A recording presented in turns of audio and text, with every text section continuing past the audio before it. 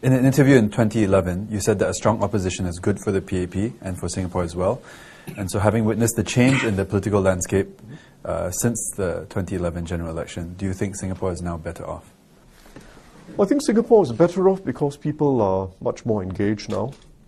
Many more people are thinking about Singapore, expressing their views, and also more people who are getting involved through their own initiatives, getting together with friends and people who feel the same way as them and doing something, whether it's about our heritage or our environment or doing something with the poor, with the elderly. A lot more people are involved. So civil society is more active and people are just a lot more aware of issues.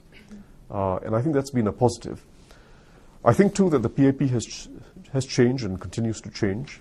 It's a very open party when it comes to listening to views and trying to gather views from people who don't necessarily agree with you. There's been a fair bit of shift in that regard.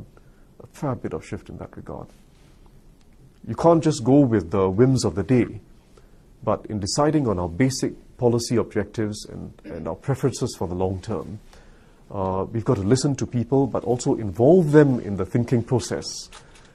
Because when you involve people in the thinking process, they become very aware of the trade-off